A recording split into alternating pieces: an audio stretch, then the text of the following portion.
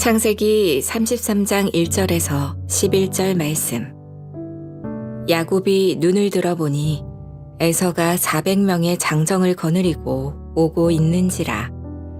그의 자식들을 나누어 레아와 라헬과 두 여종에게 맡기고 여종들과 그들의 자식들은 앞에 두고 레아와 그의 자식들은 다음에 두고 라헬과 요셉은 뒤에 두고 자기는 그들 앞에서 나아가되 몸을 7번 땅에 굽히며 그의 형 에서에게 가까이 가니 에서가 달려와서 그를 맞이하여 안고 목을 어긋맞추어 그와 입맞추고 서로 우니라. 에서가 눈을 들어 여인들과 자식들을 보고 묻되 너와 함께한 이들은 누구냐? 야곱이 이르되 하나님이 주의 종에게 은혜로 주신 자식들이니이다.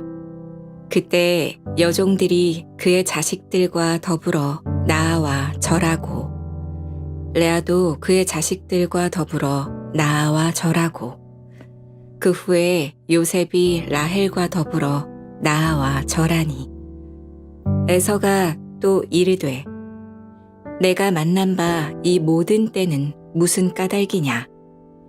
야곱이 이르되 내 주께 은혜를 입으려 함이니이다. 에서가 이르되 내 동생아 내게 있는 것이 족하니 내 소유는 내게 두라. 야곱이 이르되 그렇지 아니하니이다. 내가 형님의 눈앞에서 은혜를 입었사오면 청하건대 내 손에서 이 예물을 받으소서. 내가 형님의 얼굴을 배운즉 하나님의 얼굴을 본 것 같사오며 형님도 나를 기뻐하심이니이다. 하나님이 내게 은혜를 베푸셨고 내 소유도 족하오니 청하건대 내가 형님께 드리는 예물을 받으소서 하고 그에게 강권하매 받으니라. 샬롬. 오늘도 하나님의 말씀으로 하루를 시작하시는 여러분들에게 하나님의 은혜와 평강이 충만하게 넘치시기를 간절히 축복합니다. 2025년 4월 2일 수요일 우리 창세기 33장 1절에서 11절 말씀을 가지고 화해와 회복이라는 제목으로 함께 말씀 나누도록 하겠습니다. 나비는 애벌레 시절을 지나 번데기가 됩니다. 그런데 그 또 번데기를 찢고 성충으로 나오는 과정이 매우 고통스럽고 힘들어 보이죠. 실제로 어떤 사람이 안타까운 마음에 고치의 틈을 살짝 잘라서 도와줬더니 그 나비가 평생 날지 못했다. 그런 이야기를 본 적이 있습니다. 왜냐하면 고치에서 스스로 나오는 과정을 스스로 해야지만 날개에 피가 돌고 날 수 있는 힘이 생기기 때문이죠. 즉 고통스러운 탈출 과정이 바로 나비의 날개를 준비시키는 그런 훈련이었다라는 것입니다. 우리의 고통스러운 시간도 결국 우리를 더 단단하게 준비된 사람으로 만든다는 은혜의 시간일 수 있다는 것입니다. 창세기 32장에서 야곱은 하나님과 씨름하면서 자신의 한계를 깨닫죠. 그리고 뭘 배웠다고 그랬죠? 바로 하나님께 의지하는 법을 배웠습니다. 그는 하나님과 씨름 끝에 이 환도뼈, 이 엉덩이 쪽 뼈가 어긋난 채 절뚝거리면서 야복나루를 건너갔고 이제 형 에서를 정상적인 몸 상태를 갖지 않은 상태에서 마주하게 됐습니다. 오늘 본문은 야곱과 에서가 태어나면서부터 시작된 이들의 인생 여정에서 절정에 해당하는 부분이죠. 간밤에 어떤 사람과 씨름하는 과정에서 이 환도뼈가 어긋난 야곱이 쩔룩거리면서 야복나루를 건넜고 힘겹게 시내를 건넌 후에 그가 눈을 들어보니까 큰 무리가 근접해 오는 것을 이제는 보게 되는 거예요.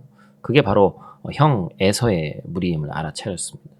앞서 에서에게 보냈던 사자들을 통해서 에서가 정정 400명을 거느리고 그를 만나러 오고 있다는 소식을 전해 들었기 때문에 그렇죠. 아이들과 여자들을 포함하고 있던 야곱의 무리와는 달리 장정으로만 이루어진 이 에서의 무리는 삽시간에 야곱의 무리 앞에 나타났죠. 그 후에 이제 하나님께서 또 역사하신 그 이야기를 우리가 이 아침에 함께 나누고자 합니다. 오늘 본 말씀 통해서 우리가 첫 번째로 기억해야 될 것은 하나님을 만나면 변화가 시작된다라는 것입니다. 본문 1절 말씀에 야곱이 눈을 들어보니 에서가 400명의 장정을 거느리고 오고 있는지라 이렇게 말씀합니다. 400명의 부하들을 거느리고 흙먼지를 일으키면서 달려오는 에서의 모습은 그냥 위협적이었을 거예요. 야곱은 에서가 여전히 자기에게 적대감을 품고 있을까 크게 너무나도 두려웠습니다. 그런데 어제까지만 해도 진영의 맨 뒤에 숨어있던 야곱이 오늘은 맨 앞으로 나아가서 에서를 맞이하죠. 뭔가 바뀌었죠? 이제 야곱은 야복나루에서 만난 하나님을 기억하면서 두려워하지 않게 됐습니다. 여러분, 하나님을 만나면 변화하기 시작합니다. 상황이 바뀐 것이 아니라 그 상황을 마주하는 나의 이 마음이 바뀌는 것이죠. 오히려 상황은 더 안 좋아질 수도 있습니다. 그러나 그동안 나를 사로잡았던 두려움에서 자유하게 되고 내 안에 있던 어떤 그 속이는 자, 야곱의 모습이 있었던 그것들을 버리고 하나님으로 가득 채워지기 시작하는 거예요. 결국에 하나님을 만나서 변화의 시작을 갖게 되었다라는 것이죠. 두 번째로 기억할 것은 변화는 행동으로 증명된다라는 것입니다. 3절 말씀 우리 한번 같이 읽을까요? 자기는 그들 앞에서 나아가되 몸을 7번 땅에 굽히며 그의 형 에서에게 가까이 가니. 야곱이 서둘러서 자신의 무리 앞으로 나아가면서 몸을 7번 땅에 굽히면서 그의 형 에서에게 가까이 갔다. 여기서 굽히다라는 것은 이제 절하다의 의미를 가지고 있고 머리가 땅에 닿을 정도까지 완벽하게 이제 절을 했습니다. 그리고 7번, 이 쉐바라고 하는 7번은 성경에서 7번은 뭐라 하죠? 완전수라고 했습니다. 야곱이 많은 이들 앞에서 에서에게 7번 땅에 엎드려서 절하면서 그의 진심을 전하는 거예요. 하나님을 만나니까 행동하게 되는 겁니다. 물론 그것이 약자의 모습에서 보일 수 있지만 그 행동을 했다는 것 자체가 중요한 것이죠. 완전한 존경과 복종을 표현하는 행동을 하게 됐습니다. 이제 그는 야복강 이전의 야곱이 아니고 속이고 도망치던 야곱이 아니라 하나님 앞에서 깨어진 사람, 하나님을 신뢰하는 사람이었습니다. 말로만 회개하는 것이 아니라 행동으로 보여주는 회개의 열매가 있다는 것이죠. 진짜 변화는 눈물보다 말보다 삶에서 드러나는 거예요. 하나님을 만난 사람은 행동이 달라지게 되어 있습니다. 말이 아니라 삶으로 보여주는 그 변화의 흔적이 우리 모두에게 있으시기를 간절히 축복합니다. 마지막 세 번째로 우리가 기억할 것은 하나님을 만나면 하나님께서 역사하신다라는 것입니다. 33장 4절 말씀 같이 읽죠. 에서가 달려와 그를 맞이하여 안고 목을 어긋 맞추어 입 맞추며 서로 우니라. 20년의 세월이 그 모든 것들을 녹여놨습니다. 그 이전에 에서의 마음이 어떠했는지 아무도 알 수 없죠. 근데 우리가 성경을 봤을 때는 에서도 그 마음 가운데 강팍한 마음이 분명히 있었을 거예요. 400명의 용사를 데리고 왔다는 걸 보면 알 수 있죠. 그런데 야곱이 변했을 뿐 아니라 하나님께서 상대의 마음도 만지셨다는 것입니다. 이것이 바로 하나님의 역사, 기도의 역사인 거예요. 인간의 노력으로는 불가능한 화해를 하나님이 이루셨고 하나님의 손이 개입할 때 깨어진 관계가 회복되고 막힌 길이 열렸습니다. 내가 하나님을 만나 변하면 하나님은 내가 만날 사람의 마음도 바꿀 수 있다는 겁니다. 불편한 몸으로 더러운 바닥에 엎드리기를 반복하는 동생을 보면서 형 에서의 마음이 삽시간에 녹아내렸죠. 20년 전에 내 아우 야곱을 반드시 죽이리라고 결심했던 이 에서가 어떻게 이렇게 바뀌었을까요? 단지 야곱의 행동 때문이 아니라 바로 하나님께서 역사하셨기 때문에 그런 것이죠. 야곱은 형 에서의 얼굴을 보는 것이 마치 하나님의 얼굴을 보는 것과 같이 이야기하면서 그를 높입니다. 이는 앞서 분이엘 그 하나님의 얼굴에서의 경험을 떠올리게 하죠. 그는 하나님을 대면에서 봤으나 생명이 보존되었습니다. 이와 같이 과거 자신을 죽이라고 했던 형 에서를 봤는데 생명이 보존된 것을 빗대어서 표현한 것이죠. 바로 하나님을 만나면 하나님의 사람은 그 인생에 하나님이 역사하신다라는 사실을 기억해야 됩니다. 야곱이 하나님을 만난 후에 변화되었듯이 에서도 하나님의 은혜로 변화되었습니다. 하나님을 만나 내가 변화되면 내가 만날 그 사람이 변한다는 사실을 잊지 않는 저와 여러분들 되시기를 간절히 축복합니다. 야곱처럼 은혜를 경험한 자는 먼저 낮아지고 용서를 구하는 자가 되어야 됩니다. 여러분 일부 사람들이 하나님께 회개했기 때문에 하나님께 회개했으니 됐다. 정작 피해자에게는 아무런 사과도 하지 않는 그리스도인이 있어서 일전에 또 그런 영화도 있었죠. 그래가지고 참 욕을 먹는 걸 봤는데 이것은 참된 신앙이 아니죠. 욕 먹고 아니고를 떠나서 신앙인의 모습이 아닙니다. 진정한 회개는 말이 아니라 행동으로 증명되는 것이다. 진정한 화해와 회복은 하나님을 만나면서 시작되고 행동으로 증명된다는 사실을 기억하면서 하나님을 만나고 행동으로 증명하는 인생 사시기를 바랍니다. 우리는 흔히 말합니다. 저 사람이 먼저 나한테 사과하면 나도 용서하겠다.